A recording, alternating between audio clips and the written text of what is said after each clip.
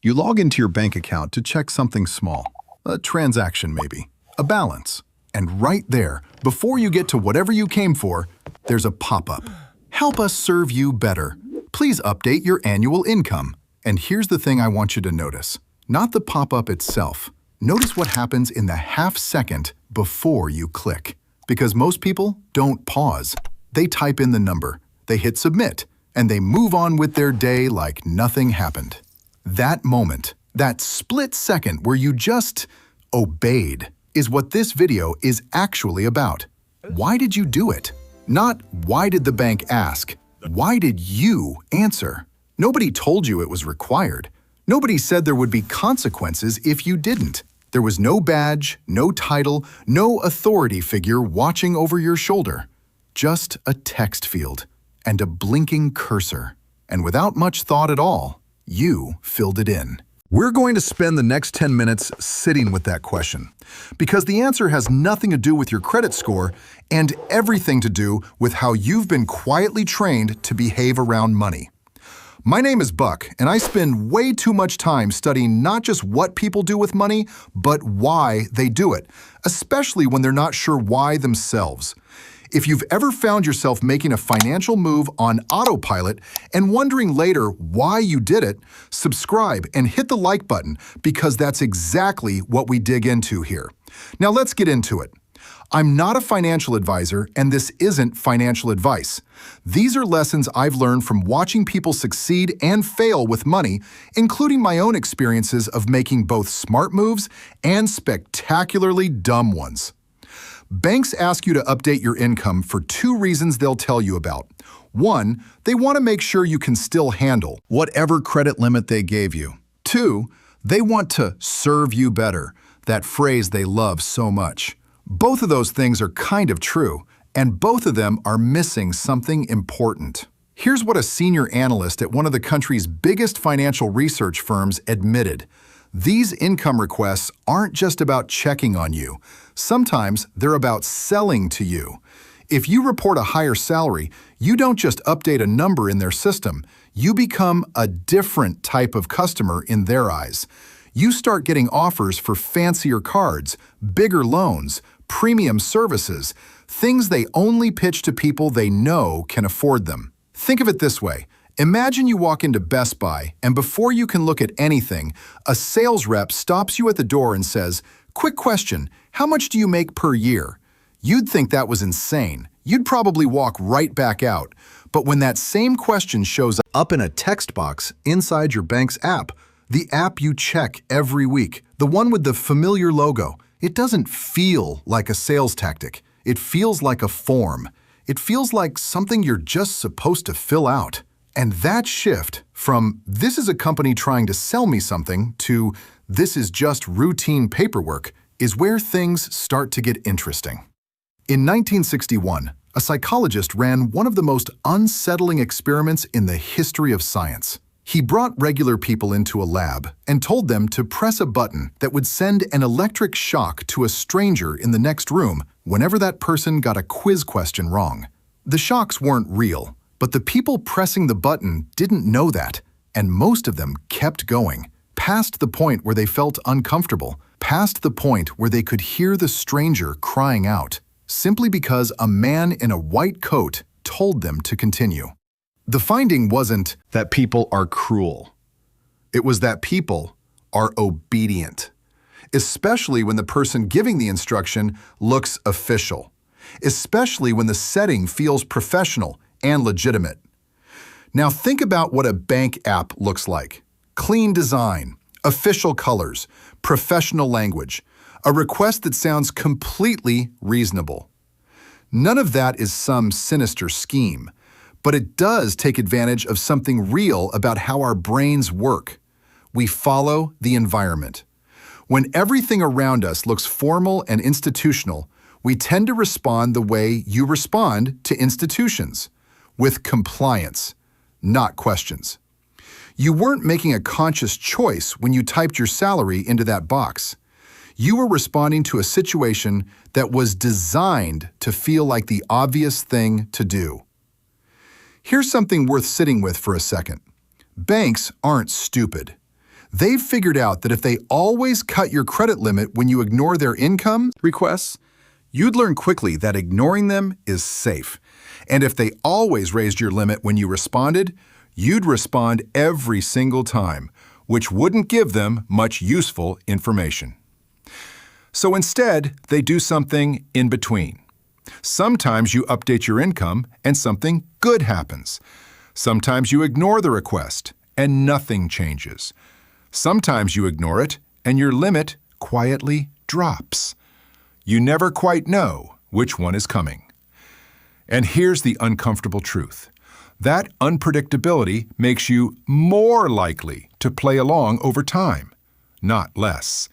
It's the exact same reason slot machines are more addictive than vending machines. The vending machine always gives you what you paid for. The slot machine might. And might is what keeps people pulling the lever. Subscribe if you think you already know what the right move is when that pop-up shows up, because the actual answer is simpler than you'd expect. The truth is, you don't have to respond at all. Not sometimes, not in most situations. All the time. Every single time. Every major consumer finance publication confirms this. Once you already have a credit card, updating your income is completely voluntary. The bank has zero legal power to make you. There are no consequences written into your agreement. One famous consumer finance advisor with decades in the field said it plainly. You only want to give good news to a bank, never bad news. His advice for anyone whose income hasn't gone up? Just ignore the request entirely. Subscribe if you thought you had to fill that out, because most people do, and most people are wrong. Now here's where it gets really interesting, because this isn't just about what you share, it's about what they already know that you don't. Your bank has been building a file on you since the day you opened your account. They know every purchase you've ever made, every time you paid late, every month you paid off your full balance versus just the minimum.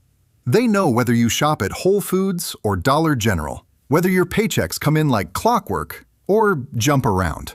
They've taken all of that and run it through a computer model you will never see to come up with their own internal picture of who you are financially.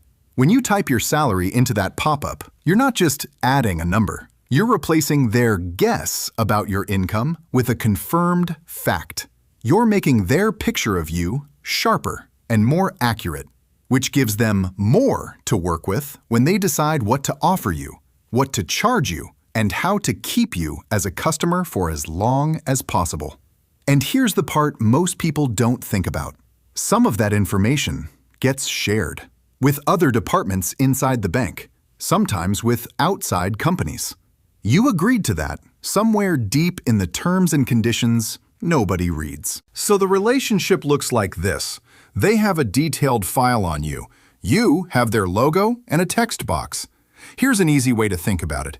Imagine you're about to buy a used car, and before you even say hello to the dealer, you hand him a piece of paper that says exactly how much money you have in the bank, what your monthly budget is, and the absolute maximum you'd be willing to pay.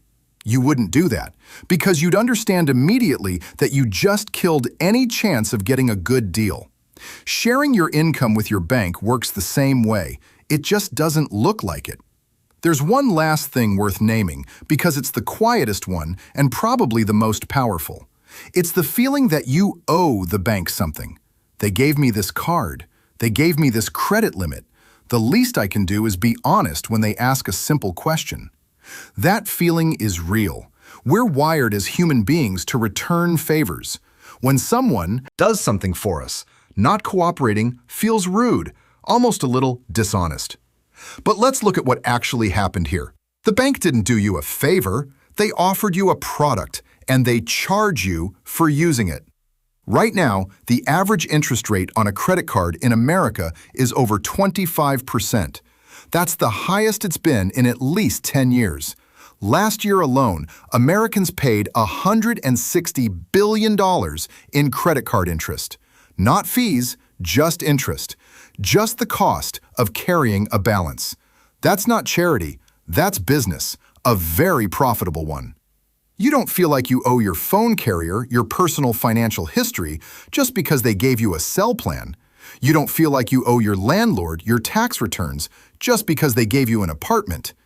The bank is the same type of thing, a company you pay for a service. Noticing that you've been filling out that form out of a kind of misplaced. Loyalty isn't being cynical. It's just being clear about what the relationship actually is. So what do you actually do next time that pop-up shows up? You pause, just for 1 second, and you ask yourself one question. Is this going to help me, or is it going to help them? If your income genuinely went up and you want a higher credit limit for a specific reason, go ahead and update it. That's a deliberate decision. Make it consciously. But if you're filling out that field because it appeared, and filling out things that appear is just what you do, that's not a decision. That's a habit. And financial habits you've never actually examined are usually the most expensive ones. The people who end up in real financial shape aren't necessarily the ones who know the most rules or read the most articles. They're the ones who've learned to pause inside the moments that were designed to feel automatic.